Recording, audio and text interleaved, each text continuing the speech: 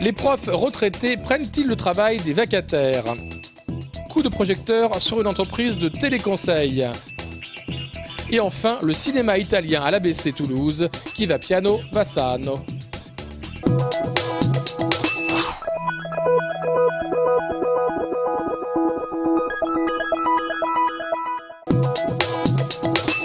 Actuellement, 6 professeurs retraités assurent des remplacements de professeurs absents dans les collèges et les lycées de notre académie.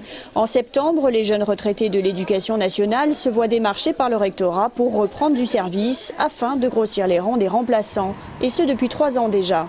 D'abord, c'est vrai que la politique de non-remplacement de fonctionnaires sur deux, un jour ou l'autre, elle finit par faire sentir des effets. Maintenant, on n'est plus à dégraisser, on est directement dans le muscle.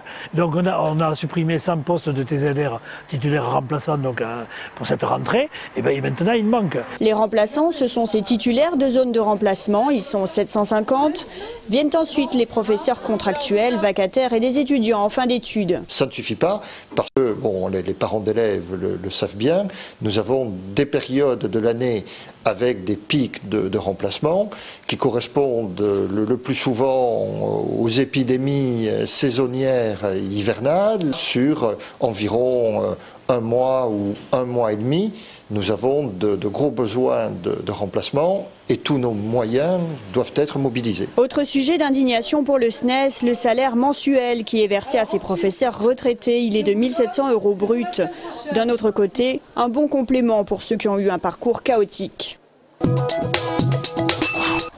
L'État veut, semble-t-il, donner une priorité à l'éducation et pourtant, il serre les budgets des Crous. À Toulouse, le Centre régional des œuvres universitaires et sociales, plutôt mieux loti que dans d'autres régions, verra son budget de fonctionnement amputé de 90 000 €. Aujourd'hui, à 14 h, des étudiants de l'UNEF venaient symboliquement mettre la pression sous les fenêtres du Crous où se tenait le conseil d'administration de l'institution. Ils jugent inadmissibles les retards dans les versements des bourses. Jeudi, à 12 h 30, des étudiants sont invités au Mirail à discuter sur l'avenir des Crous et plus largement sur le financement des universités.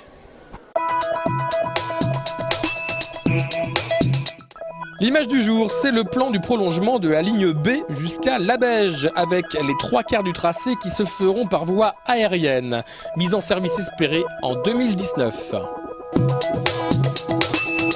Chez EADS, du changement est attendu à l'occasion du conseil d'administration qui se tiendra ce jeudi. Sauf surprise, Louis Gallois, l'actuel président exécutif d'EADS, devrait laisser sa place à Thomas Sanders. L'Allemand, à la tête d'Airbus depuis 2007, devrait être remplacé par Fabrice Brégier, jusqu'alors directeur général délégué d'Airbus. Du changement dans la continuité, donc, avec un Allemand et un Français au poste clé. Le tout devra être entériné par l'Assemblée générale des actionnaires qui se tiendra en mai. C'est un job comme un autre et l'image négative qu'on avait du téléconseiller qui était là pour une mission plus ou moins d'intérim a tendance à être bannie. Jérôme fait partie des 820 salariés de Téléperformance présents sur le nouveau centre d'appel de Blagnac, un site issu de la fusion des centres de Labège et de Toulouse Fidelio. Ici, le service client représente 80% de l'activité. On travaille beaucoup dans le secteur de la téléphonie mobile, un secteur qui s'est beaucoup développé sur les années 2000. On travaille et on développe le secteur de la banque et de l'assurance, notamment pour le placement de cartes privatives. On aide aussi les pharmacies à faire du réassort. Ces derniers mois, d'importantes restructurations de l'outil industriel ont été mises en place. À Toulouse, une 40aine de salariés seraient partis ou auraient été remerciés suite à la fusion des 2 sites. Nous avons décidé de désinvestir dans quelques activités qui n'étaient pas porteurs pour notre groupe ni pour ce métier. Nous travaillons beaucoup à professionnaliser ce métier parce que c'est une véritable profession et nous avons décidé de garder des activités qui étaient vraiment stratégiques et porteurs de valeur pour le groupe. Le groupe compte recruter une centaine de salariés à Blagnac dans les 12 prochains mois.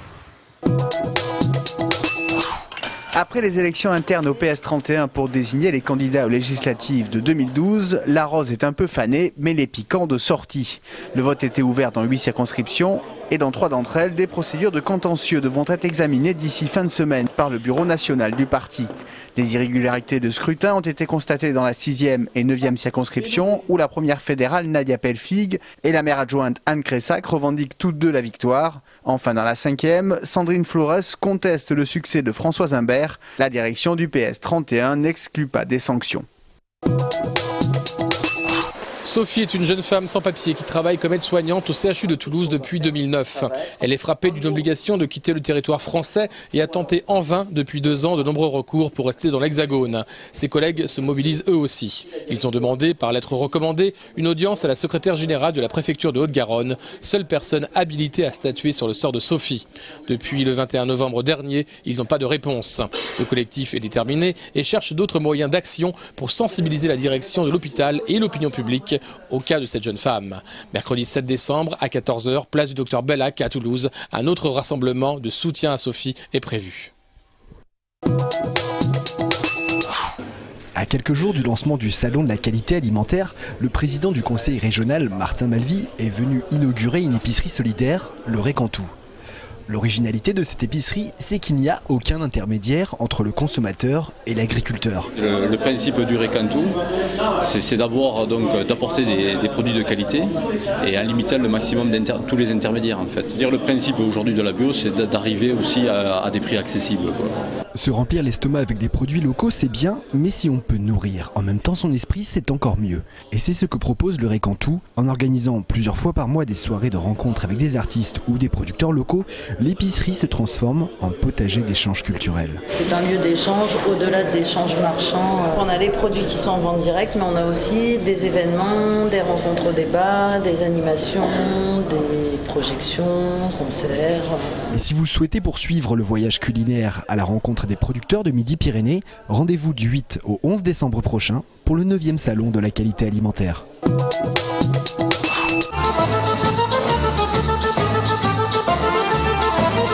Jusqu'au 11 décembre, les rencontres du cinéma italien se tiennent à Toulouse. Ce soir, 6 décembre, Giuseppe Cagliardi, le réalisateur de Tatanka, présentera son film sur la boxe et la mafia à 21 h à l'ABC. Puis le 8 et le 9 décembre, 2 réalisateurs viendront débattre au sujet de leur docu-fiction « L'Italie, tu l'aimes ou tu la quittes » sur les contradictions de la botte italienne. Sono proprio fermato e ho detto no.